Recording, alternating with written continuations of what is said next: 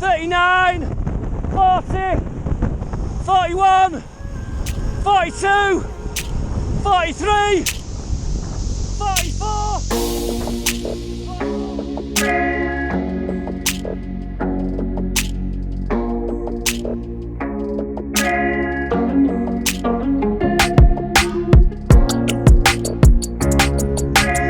I'm a cyclist and I live in the Pennines, and welcome to my channel.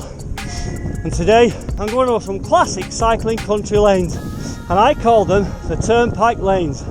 But before I do that, I've got to get up this big hill right now, and that's why I'm out of breath.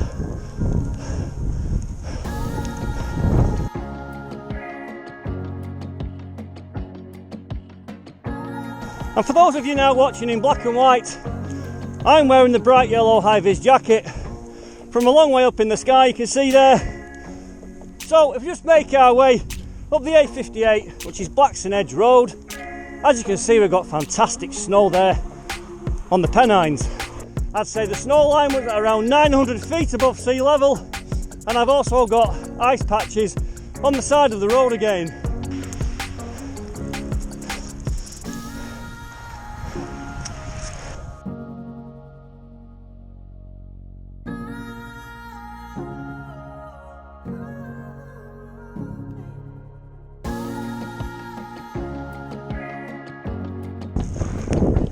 So let's make our way now to the top of this climb.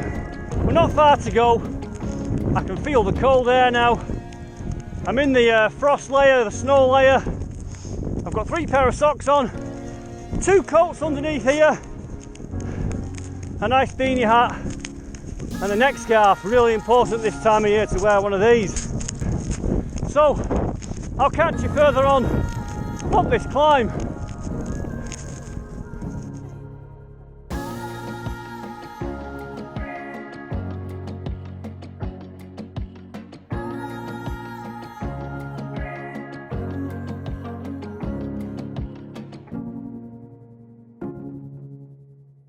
So having crested the summit of Blackstone Edge, it was time to hit this descent onto the Rishworth side. And at the moment we're heading towards Batings Dam. And we're cruising at 30 miles per hour. I maxed out at 31 miles per hour. And if you look at the cadence there, in between pedalling and tucking in, I've got quite a nice high cadence. With it being so cold, I've got to keep the body moving to keep my core temperature at a reasonable level, because it was very cold out there. And if you look at the pylons behind, that's the line we've just followed all the way from the top. But very shortly, we've got a right-hander to take as we cross over Batings Reservoir. And so on the left there is the road that takes you to the Blue Ball lanes, which is where we cycled to a few weeks earlier. But now we take this right-hander across Batings Reservoir Dam. And then we go across Batings Reservoir Viaduct. You can see it just ahead there, with those people in the middle of the road. And as we make our way across this, we come to a place called Back at Fight, which when translated means back of the height. And living in these parts, the dialect can be quite strong. Hence, back at Fight. So sometimes you may hear people say, put one in oil, which means shut the door.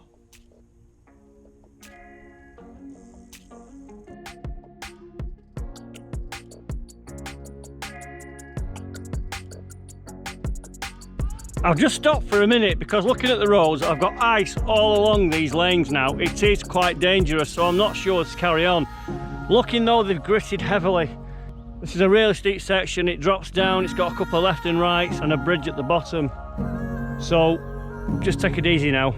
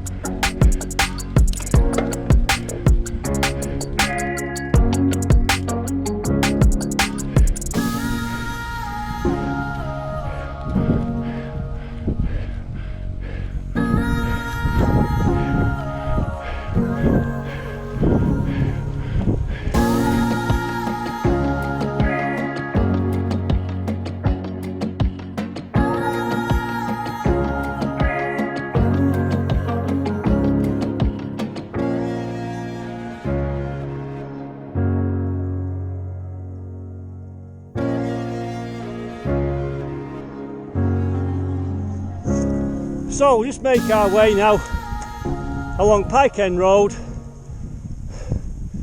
It gets very undulating with some really wicked little pokey climbs. Some of them are so steep you really do need mountain bike gears or some good strong legs to get up them. But the scenery around here is absolutely fantastic, and the roads are much quieter. It's a great place to come and ride your bike.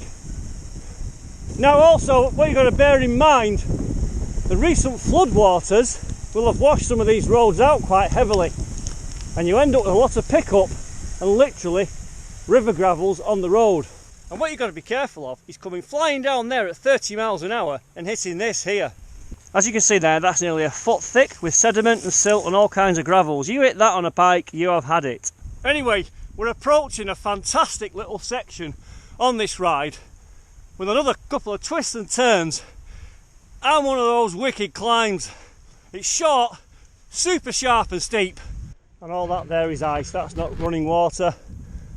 And the steep bit now just kicks in here. I'm out of the saddle.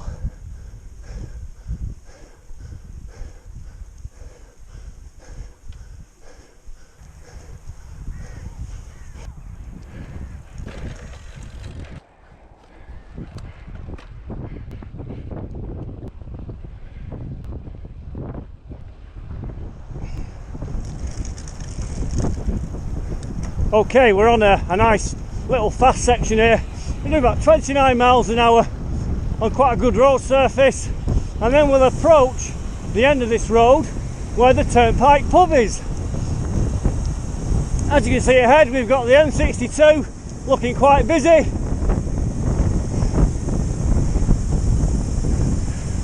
and the light is starting to fade.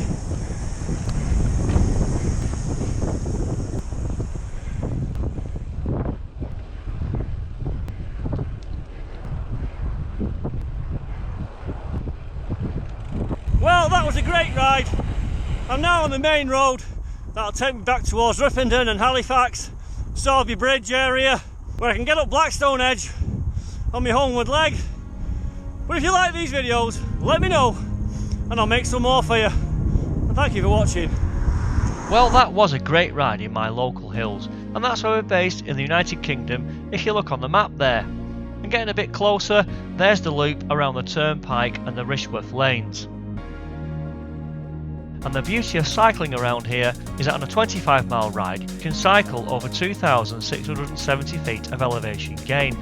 That's over 1,000 feet for every 10 miles you're cycling, which is pretty good going. And looking at the bike there, yeah, it's doing really well. It needs a few more tweaks, there's a few other parts there need to be replaced because they are old parts that were on that bike, but I'm liking it. But as I said earlier, the light was fading, and by the time I reached the summit of Blackstone Edge for my final descent, it was definitely dark. So I needed the lights on full beam, and it was quite a tricky descent, where the weather played a factor, and here it is. Okay, let's start the descent of Blackstone Edge on this very icy cold January's evening. We have got a tailwind, so that will always push me down here. So there's the White House pub on the right, and this is 28 mile an hour. You can see the mist ahead across Manchester. We're doing 33 miles an hour. This is now 35 miles an hour with a right hand bend. Still 35 miles an hour. I'm freewheeling and I've got a big left hander, and I know there's ice up here. I am now on the brakes. This is 31 mile an hour, braking down slowly now. Cannot take any risks. Left-hander. Right, okay. There was water on the road here somewhere. I can't quite remember. This is 28 miles an hour. There's my chevrons nicely lit up. I'm touching the brakes again.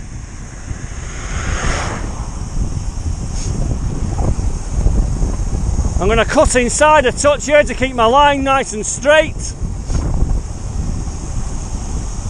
Okay, I can see what I think is the water on the road.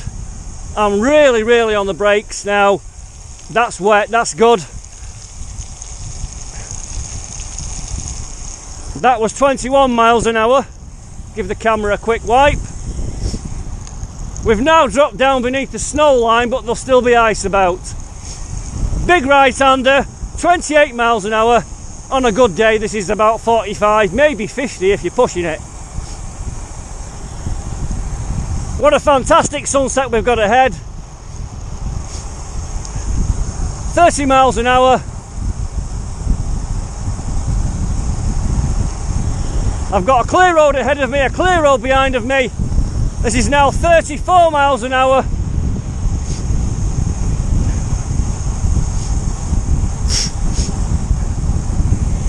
Bit of a right-hander again.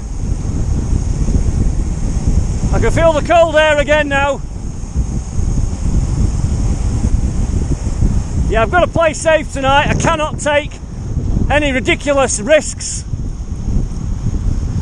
We're pedalling now, 31 miles an hour, 32. We may be able to pedal hard and go quick on the next section, left-hander coming up, 31 miles an hour. It's still left, it bears left quite a long time. Then we've got the Moorcock pub, 32.4 miles an hour. We can get acceleration here, so we might go for a little quick one. I'm in the biggest gear now.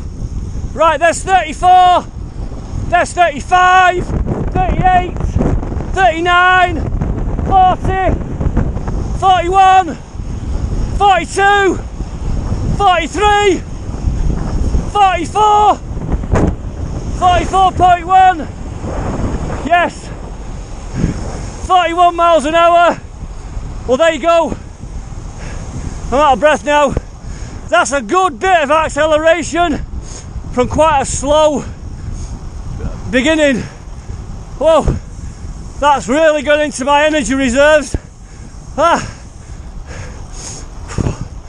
Wind it down now as we approach the village of Littleborough. Thank you for watching. Well, what a cracking sunset that was, and we got down in one piece, and that's all that matters. But coming up in the next video, we're cycling down the Gorge of Walsden, which leads us to what I would call the Beast of Todmorden, which is a wicked climb on Doghouse Lane, which leads to Flowerscar Road, which is high up in the hills above Todmorden and Bacup. And this was a peach of a climb on the slightly brutal side. So make sure you stay tuned for the next video. I'm a cyclist and I live in the Pennines. And thank you for watching.